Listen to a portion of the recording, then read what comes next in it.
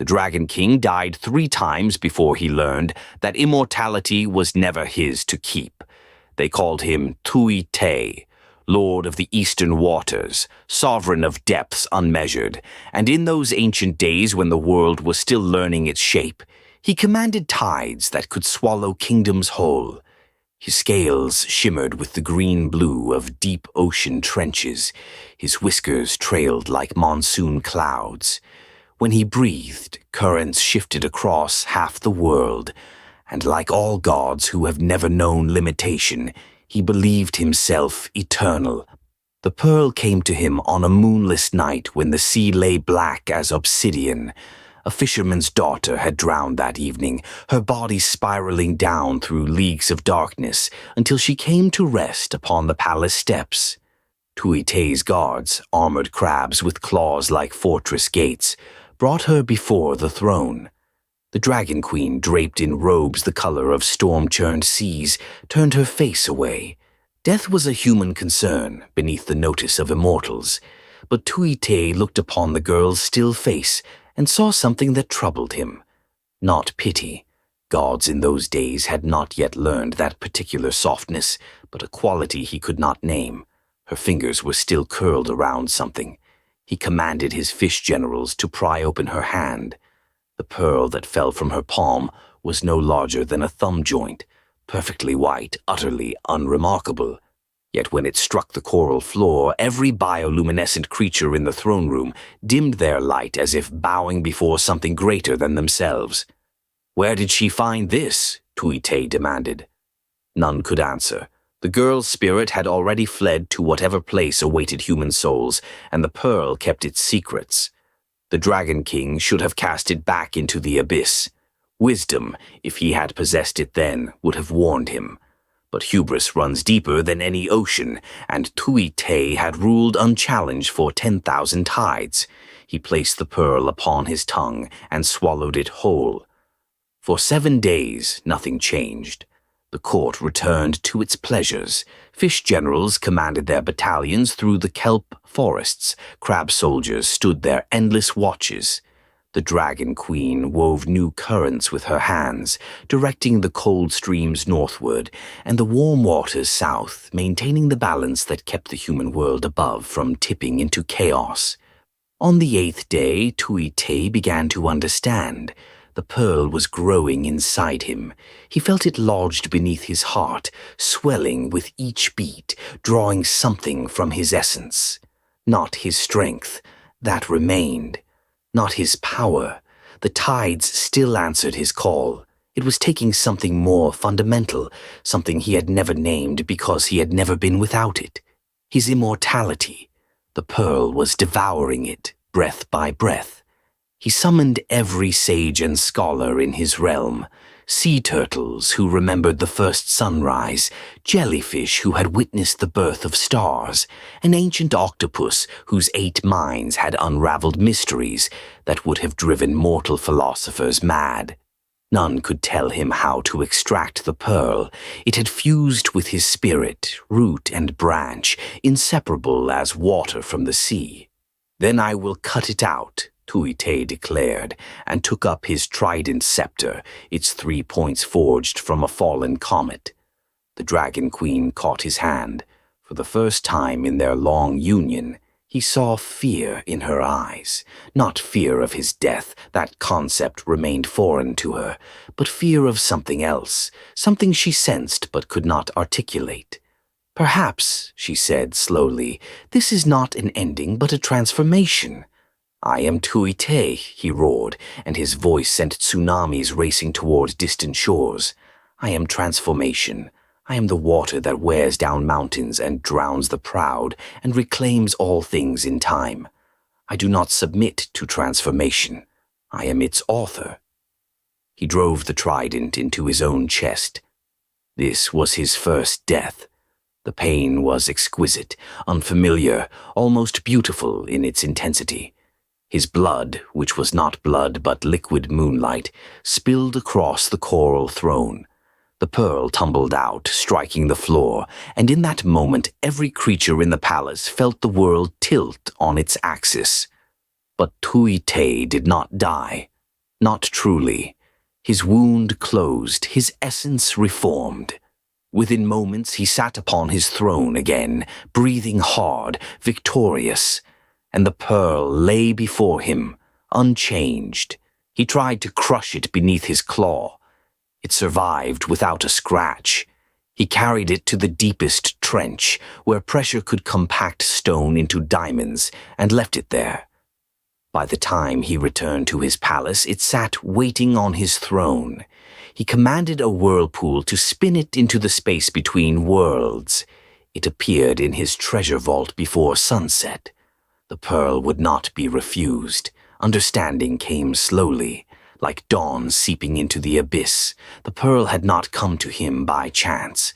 The drowned girl had not found it, wandering lost upon the sea floor. It had been sent. By whom or what, Thuy Te could not fathom, but he felt the weight of intention behind it, the shape of a lesson he was meant to learn. "Swallow it again," the Dragon Queen said. "See what it means to choose." "I have chosen," Thuy Te said. "I choose to remain as I am." "That is not a choice. That is a refusal to choose. There is a difference." But pride had ruled him too long.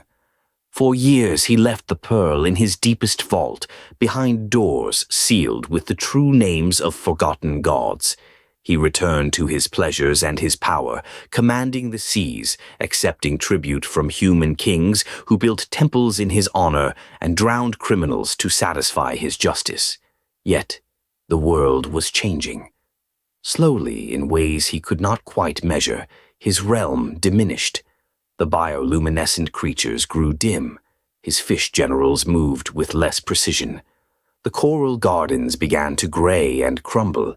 Even the Dragon Queen seemed paler, her sea-colored robes fading like cloth left too long in harsh sunlight. One evening she came to him in the throne room and placed her hand against his face. "We are dying," she said simply. "All of us. The pearl was not meant to kill you. It was meant to save us." "I do not understand."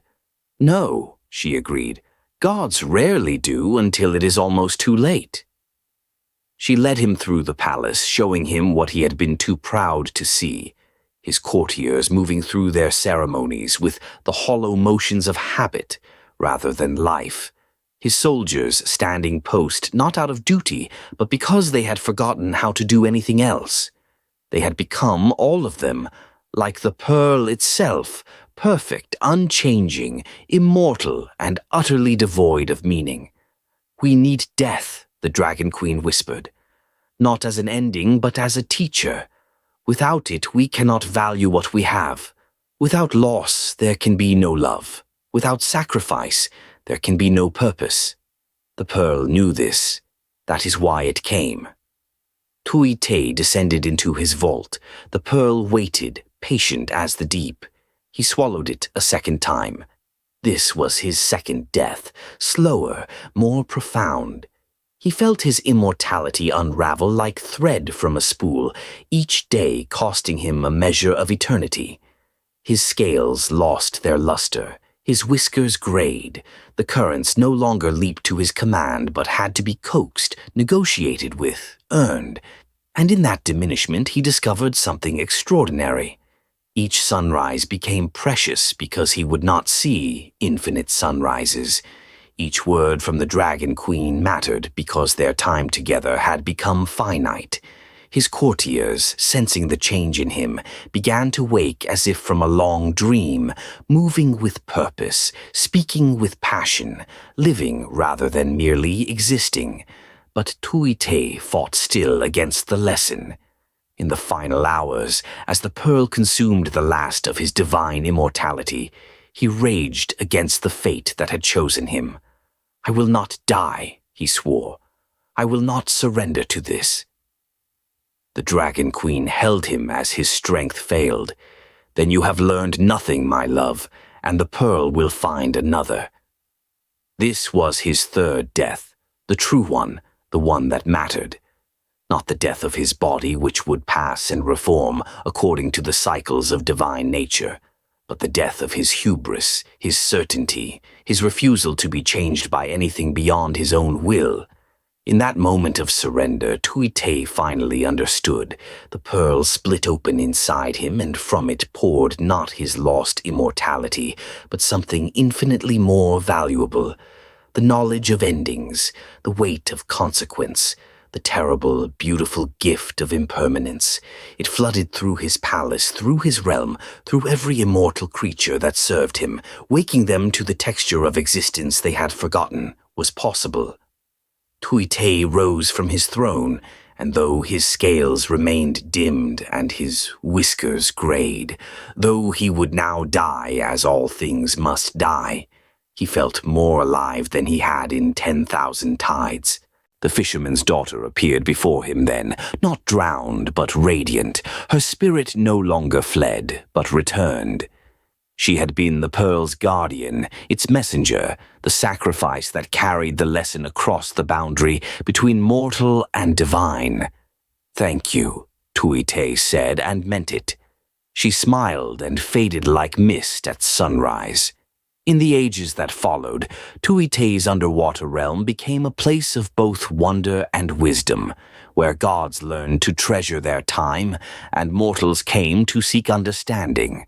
The Dragon King still ruled his domain, still commanded the respect of tides and currents, but he did so knowing that one day his reign would end, and that knowing made every decision matter, every judgment count, every moment burn bright with purpose. The pearl, its work completed, dissolved into the waters of the palace, and from those waters grew new coral gardens that bloomed in colors that had never existed before. Colors that could only be born from the marriage of divine power and mortal understanding, from the death that had taught a god how to truly live.